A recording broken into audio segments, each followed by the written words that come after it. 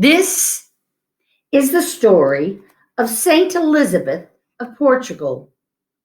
The church remembers her during the green and growing time of the church year, after Pentecost. We also remember her on the 4th of July. I wonder why we remember Elizabeth. Well, let's see.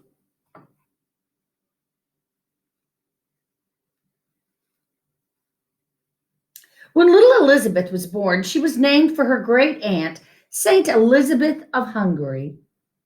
Elizabeth's family was always fighting, but not Elizabeth. Soon after she was born, she went to live with her grandfather, who loved her very much. Her grandfather thought that she would become one of the greatest and most important women to come from his family. And he was right. When she was 6, she went back to live with her father, who ruled a part of Spain called Aragon. When she was 12, it was her time to be married. Different kings wanted her for their sons, but her father gave her to Denis of Portugal. Elizabeth had wanted to give herself to God alone,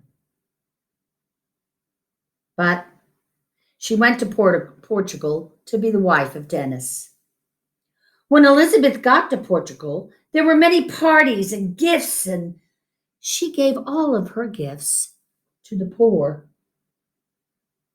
When she was 20, she gave birth to her first child, Constance. At 21, her son Alonso was born. Elizabeth built a hospital for children who had been abandoned, shelters for poor travelers, hospitals for sick people, and a place for women to go where they would be forgiven for their troubles. She also planted pine trees on the long beaches of her country to keep the sand from blowing away or washing away. Elizabeth brought the seeds for her pine trees to the king in her apron. One time, her husband was angry because she was giving so much money to the poor, and he stopped her and said, "Let me see the money." When she showed him what she was carrying, it was nothing but roses.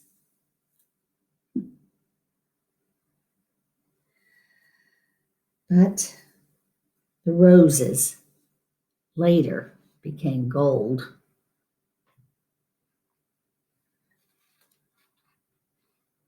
When Elizabeth's son grew up, he went to war against his father. They faced each other across the battlefield. The arrows and rocks were flying. The two armies ran towards each other with a shout and suddenly stopped.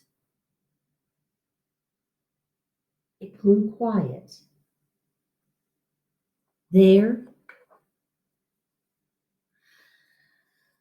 was Queen Elizabeth riding on a mule in between the armies.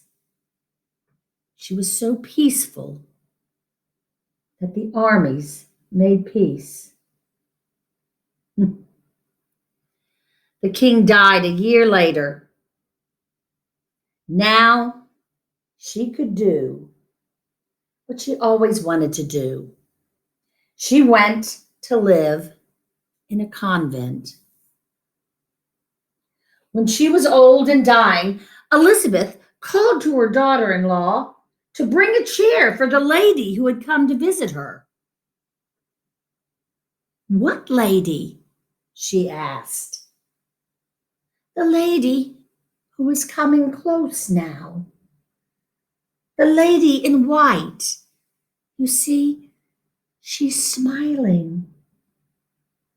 And Elizabeth began to smile. It was as if she could see Mary, the Mother of God, and Elizabeth began to pray. And then she died. We remember Elizabeth because she was peaceful and made peace for God. I wonder what part of Elizabeth's story you like best.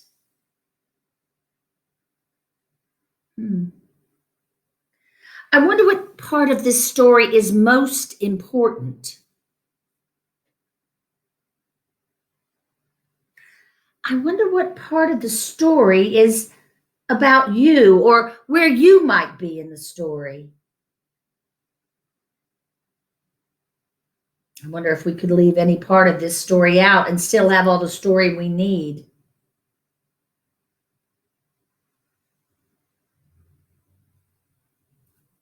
Let's put the story away. Here are the pine trees that Elizabeth planted along the shores of her country to stop the sand from washing away or blowing away. Here are the roses that she had hidden in her apron. Her husband thought she was giving money away, and all she had there was roses. But then they later became gold. Ah, and here's the mule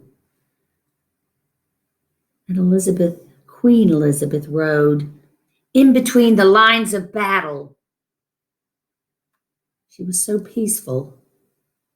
The two sides of the battle became peaceful too and stopped fighting. And here's Saint Elizabeth of Portugal. Always peaceful, always giving to others.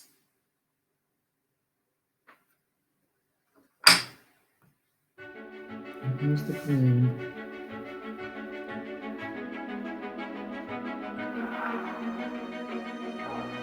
Saint Elizabeth of Portugal.